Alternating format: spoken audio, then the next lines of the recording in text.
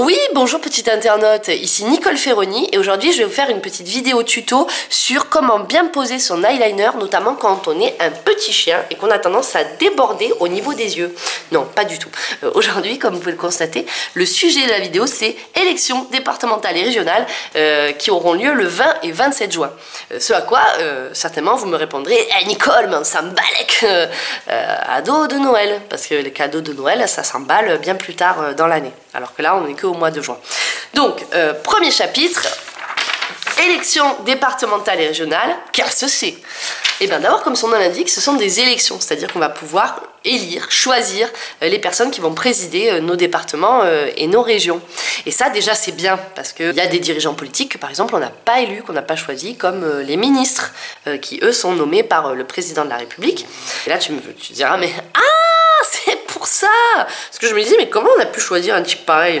Voilà, tu as la réponse. Ah oui, nous, on n'aurait pas fait ça. Non. Voilà. Alors que là, justement, c'est bien parce que Monique, aux élections départementales et régionales, on va pouvoir choisir. Alors, du coup, certes, tu me diras Nicole, mais on va pouvoir choisir pourquoi faire. Et ben, alors, là, effet spécial numéro 2. Ouh, le dingue. Ah, mince. Bon, j'ai perdu le magnète. Ah, c'était horrible ça. Ce bruit. Oh, du coup, ça fait peur à Monique. Monique, c'est mon chien, hein, c'est pas ma mère que je cache sous le bureau. Alors, en fait, il faut savoir que notre pays, même s'il a l'air très bordélique, il est quand même géré. Alors, il est géré à plusieurs niveaux. Soit il est géré au niveau du pays dans sa globalité. Il y a des choses qui sont gérées nationalement.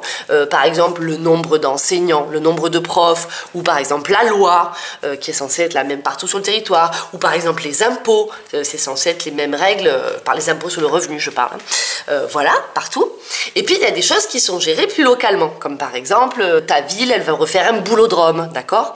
Et puis entre la gestion globale du pays et la gestion très locale de la ville, eh ben, il y a deux tranches supplémentaires qui sont les départements. Donc ça, normalement, les départements, vous savez, c'est le petit numéro qui a écrit, enfin maintenant c'est plus le cas, mais avant c'était écrit à la fin de la plaque d'immatriculation des voitures. Donc moi par exemple ma ville, on va dire j'habite Marseille, ça c'est la ville. La ville de Marseille dans le département numéro 13, Bouches-du-Rhône représente, ça c'est le département. Ce département il est pris dans une plus grande région qui est la Provence-Alpes-Côte d'Azur et toutes les régions forment le pays, d'accord? Voilà, bon, ça c'est le point de départ. Arrive la deuxième question. Pourquoi faire? À quoi ça sert qu'on y participe? Eh ben, en fait, il faut savoir que justement les départements et les régions, ils gèrent des choses spécifiques. C'est ce qu'on appelle les compétences. Compétences de l'étymologie con ensemble, cum avec, et pétence qui... Ça veut pas dire qu'ils pètent ensemble, je pense. Bon, je sais pas.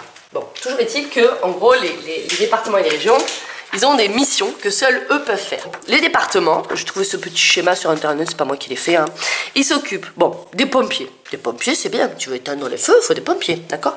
Ils s'occupent des collèges. Les collèges aussi, c'est important, il faut construire des collèges, ok. Et ils s'occupent aussi des routes départementales. Ce qu'on oublie parfois, c'est surtout que les départements, ils s'occupent de toute l'action sociale en France. Donc les personnes en situation de handicap, la protection de l'enfance, donc les enfants qui doivent être placés, soit dans des foyers, soit dans des familles, ou dans les mauvais départements, des fois il y en a, ils placent des enfants dans des hôtels sans avoir d'éducateur, je te le dis, je te vois.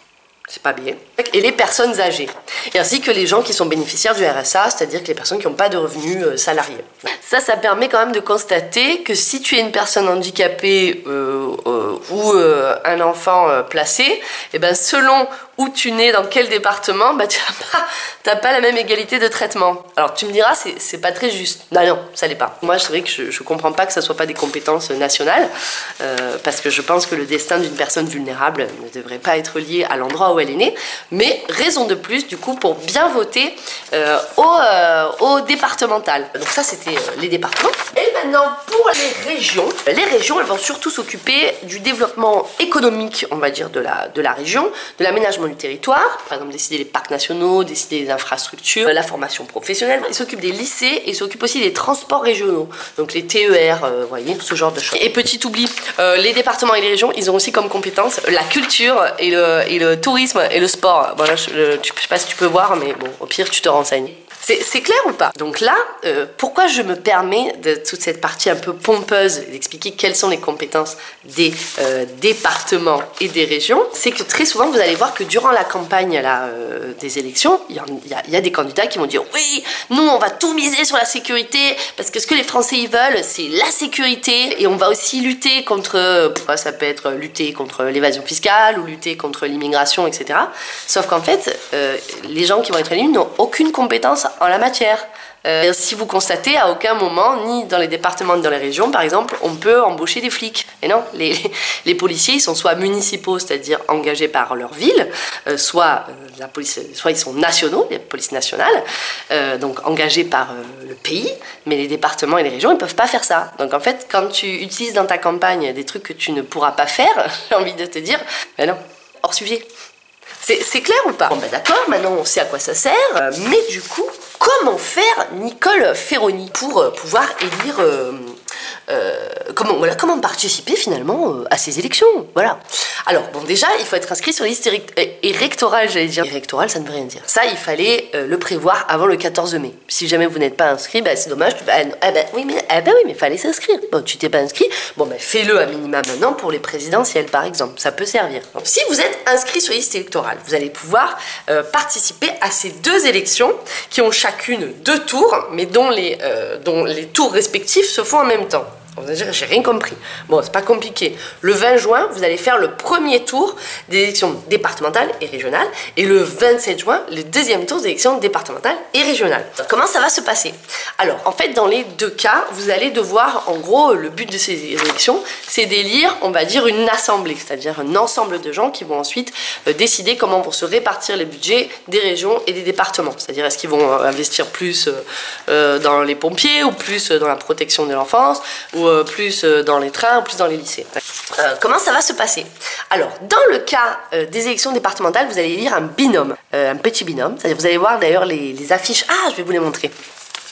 Alors, je vous montre. Si vous regardez bien, à chaque fois, tous des binômes hommes-femmes. Ça, c'est le cas des élections départementales.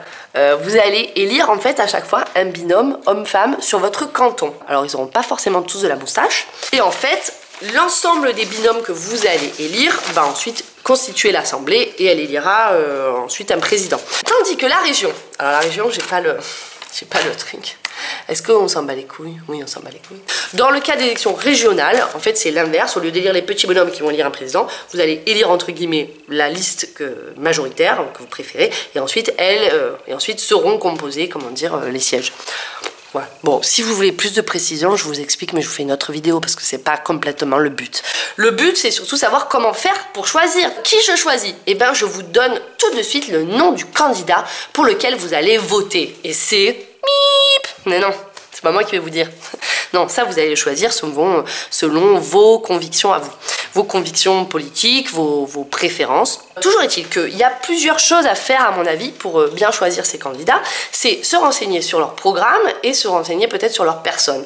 Alors, leur programme, donc notamment les professions de foi, etc., ça, c'est des choses que vous pouvez retrouver directement sur Internet. Je vous mettrai le lien au-dessous de la vidéo pour que vous puissiez ensuite taper via votre département, via le nom de votre ville, qui sont les candidats et quelles sont déjà les professions de foi qui ont été publiées. Et ensuite, je vous invite aussi à bien vous renseigner sur les candidats, c'est-à-dire les personnes. Pour ceux qui me demandent, Monique n'est pas candidate. Et là, c'est pas très compliqué. En tant qu'électeur, il va falloir que vous soyez comme une fouine, sur le qui-vive, aux aguets, tchik-tchak-tchouk. D'accord? Pourquoi? Parce qu'en face, vous allez avoir des candidats dont le but, c'est d'être élus. Et donc, ils peuvent parfois faire des petites fourberies. Par exemple, je vous le disais, un des pièges, ça peut être évidemment d'essayer de vous séduire avec des thèmes qui vont vous plaire, alors qu'en fait, c'est des compétences ni de département ni de la région. Ou alors, tout simplement, mais il y a des fourberies, des fois de marketing. Je te montre un exemple. Regarde, dis-moi ce que tu vois. Regarde, wow! Là, par exemple, l'œil, il voit quoi? Il voit du vert. Il se dit, ouais, mais moi je suis écolo, je vais voter pour eux. Il y a du vert, ils doivent aimer les arbres. Alors qu'en fait, sur Prospectus, c'est pas du tout le parti Europe Écologie Vert. Non, rien à voir. Mais vous voyez, c'est des petites techniques de fourbe. Hop, hop. On peut récupérer des gens qui voulaient pas voter pour nous, ils ont pas fait attention, du coup, ils sont quand même arrivés dans notre urne. Et ça, faites attention, hein. Les candidats, ils sont capables de faire ça. Ils sont capables de vous mettre des noms complètement flous, des noms de partis tu as jamais entendu parler, toi tu te dis ah bon, moi je connais pas, je vais voter pour ça. Non, donc n'hésitez pas à chaque fois à regarder sur internet à quel parti ils appartiennent. Comme la plupart des gens qui veulent être élus font déjà partie d'un parti ou ont déjà un mandat en cours de route, vous n'hésitez pas à aller voir ce qu'ils ont fait. Peut-être s'ils ont des casseroles, donc c'est pas compliqué, hein, vous tapez le nom d'un candidat sur lequel vous voulez renseigner, et moi en général je mets le mot scandale, ou alors détournement, ou alors vous pouvez peut-être vous renseigner directement sur une compétence en particulier. Par exemple, vous mettez le nom du candidat et protection de l'enfance. Si par exemple vous c'est une thématique qui vous plaît le plus ou qui vous intéresse le plus, tout ce qui a trait au handicap, et ben tapez handicap derrière pour voir si ce candidat-là a déjà développé des initiatives, des projets, ou au contraire ne s'est pas illustré d'une bonne façon pour défendre cette cause-là. Moi c'est voilà, c'est ce que je fais, et comme ça permet de mieux me renseigner sur les candidats qui se présentent et de mieux choisir mon candidat. Voilà. Sur ce, est-ce que vous avez des questions? Monique, des questions? Ok.